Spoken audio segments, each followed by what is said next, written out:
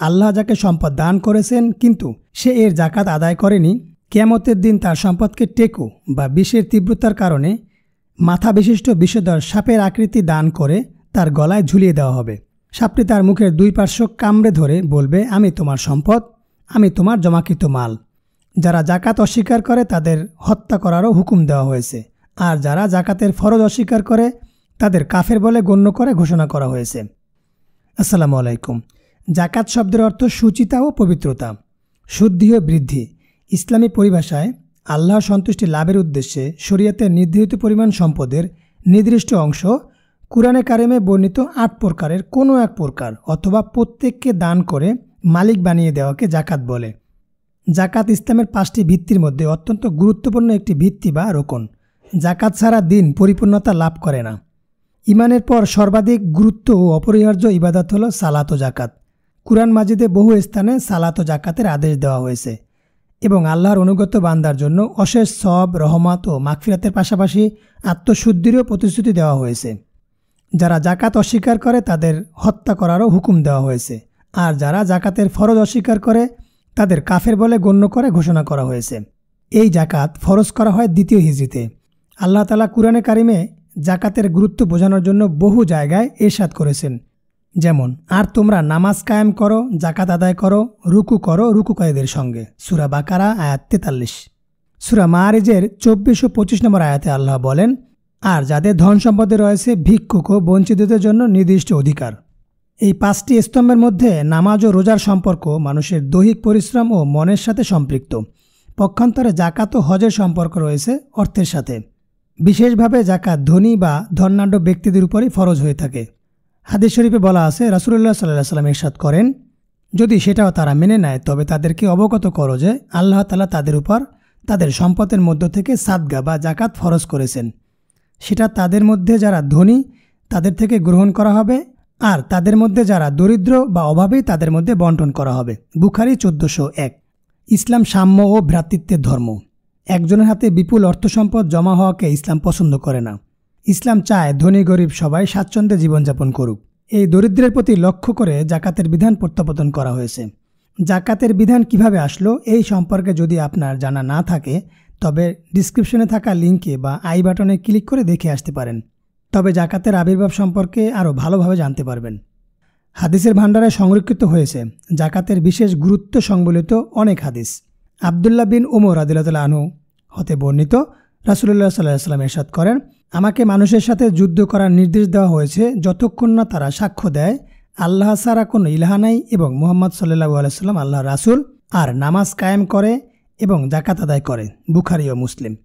আবু বকর রাদিয়াল্লাহু আনহু বলেন, আল্লাহর শপথ, তাদের বিরুদ্ধে নিশ্চয়ই আমি যুদ্ধ করব যারা সালাত ও জাকাতের মধ্যে পার্থক্য করবে, কেননা জাকাত হলো সম্পদের উপর আরোপিত হক।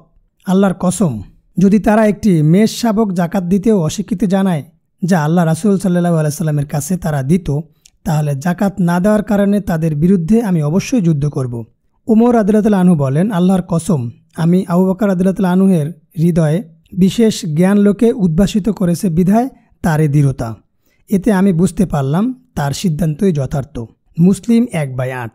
আর জাকাত আদায় করে না তাদের ব্যাপারে কঠিন হুঁশিয়ারি উচ্চারণ করে বলেন, আল্লাহ যাদেরকে সম্পদশালী করেছেন অথচ তারা সেই সম্পদ নিয়ে কার্পণ্য করে, তাদের ধারণা করা উচিত নয় যে সেই সম্পদ তাদের জন্য কল্যাণ বয়ে আনবে, বরং তা তাদের জন্য অকল্যাণকর হবে। অচিরেই কিয়ামত দিবসে যা নিয়ে কার্পণ্য করেছে তা দিয়ে তাদের গলদেশ শৃঙ্খলাবদ্ধ করা হবে। সূরা ইমরান আয়াত 180। আবু হুরায়রা রাদিয়াল্লাহু আনহু থেকে বর্ণিত, তিনি বলেন, রাসূলুল্লাহ সাল্লাল্লাহু আলাইহি ওয়াসাল্লাম বলেছেন, আল্লাহ যাকে সম্পদ দান করেছেন কিন্তু সে এর জাকাত আদায় করেনি, কিয়ামতের দিন তার সম্পদকে টেকো বা বিষের তীব্রতার কারণে মাথা বিশিষ্ট বিষধর সাপের আকৃতি দান করে তার গলায় ঝুলিয়ে দেওয়া হবে। সাপটি তার মুখের দুই পার্শ্ব কামড়ে ধরে বলবে, আমি তোমার সম্পদ, আমি তোমার জমাকৃত মাল। অতঃপর আল্লাহ রাসূল সাল্লাল্লাহু আলাইহি ওয়াসাল্লাম উপরিল্লিখিত আয়াত কারিমা তিলাওয়াত করেন। রমজান 1429। জাকাত ইসলামের অত্যন্ত গুরুত্বপূর্ণ রোকন হিসাবেই কুরআনুল কারিমের বিভিন্নভাবে বুঝিয়েছেন। এই আয়াতে ইরশাদ হয়েছে, তোমরা সালাত আদায় করো এবং জাকাত প্রদান করো। তোমরা যে উত্তম কাজ নিজেদের জন্য অগ্রে প্রেরণ করবে তা আল্লাহর নিকটে পাবে। নিশ্চয়ই তোমরা যা করো আল্লাহ তা দেখছেন। সূরা বাকারা আয়াত 110। অন্য আয়াতে ইরশাদ হয়েছে, তোমরা সালাত আদায় করো, জাকাত দাও এবং রাসূলের অনুগত্য করো যাতে তোমরা অনুগ্রহভাজন হতে পারো। সূরা নূর আয়াত 56। সূরা নিসার 162 নং আয়াতে আল্লাহ তাআলা তার বান্দাদের জন্য আজরুন আজিম এর প্রতিশ্রুতি দিয়েছেন।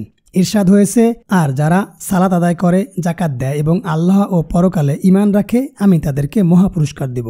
অন্য আয়াতে জাকাতের গুরুত্বপূর্ণ সুফল বর্ণনা করে আল্লাহ তাআলা বলেন, তাদের সম্পদ থেকে সাদকা গ্রহণ করুন, যার দ্বারা আপনি তাদেরকে পবিত্র করবেন এবং পরিশোধিত করবেন, এবং আপনি তাদের জন্য দুয়া করবেন।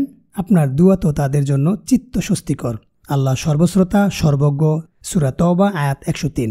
এছাড়া কুরআন মাজিদের বিভিন্ন আয়াত থেকে পরিষ্কার জানা যায় যে সালাত ও জাকাতের পাবন্দি ছাড়া আল্লাহর নৈকট্য অর্জনের প্রশ্নই অবান্তর।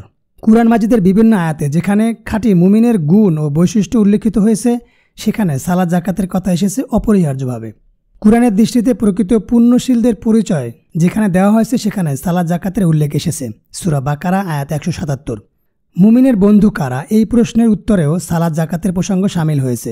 সূরা মায়েদা আয়াত 55। সৎ কর্মপরায়ণদের বৈশিষ্ট্য ও কর্মের তালিকায় সালাত জাকাতের প্রসঙ্গ অনিবার্য। সূরা লোকমান আয়াত 4।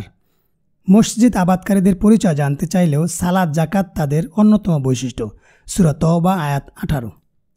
কুরআন মাজিদ কাদের জন্য হেদায়েত ও সুসংবাদদাতা, এর উত্তর পেতে চাইলেও সালাত জাকাত অত্যন্ত প্রাসঙ্গিক। সূরা নমল আয়াত 3।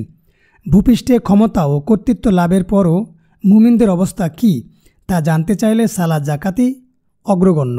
সূরা হজ আয়াত 41। বিধর্মী কখন মুসলিম ভ্রাতৃত্বে শামিল হয়, এই প্রশ্নের উত্তরে তওবার সঙ্গে সালাত জাকাতও উল্লেখিত। সূরা তওবা আয়াত 11।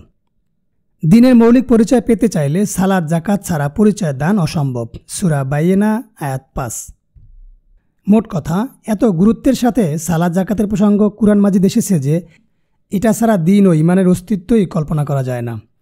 মুমিনের অন্তরের ইমান সালাত জাকাতের বিশ্বাসের উপর এবং তার কর্মে ইমান সালাত জাকাতের কর্মগত বাস্তবায়নের উপর নির্ভরশীল। ইমাম ইবনে হাজার আসকালীন রহমতুল্লাহ আলাইহির ভাষায়, জাকাত শরীয়তের এমন এক অকট্য বিধান যে সম্পর্কে দলিল প্রমাণের আলোচনায় নিষ্প্রয়োজন।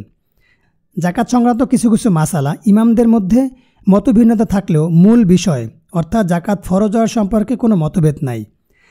জাকাতের ফরজিয়াতকে যে অস্বীকার করে সে ইসলাম থেকে খারিজ হয়ে যায়। ফাতুল বারি 3/309।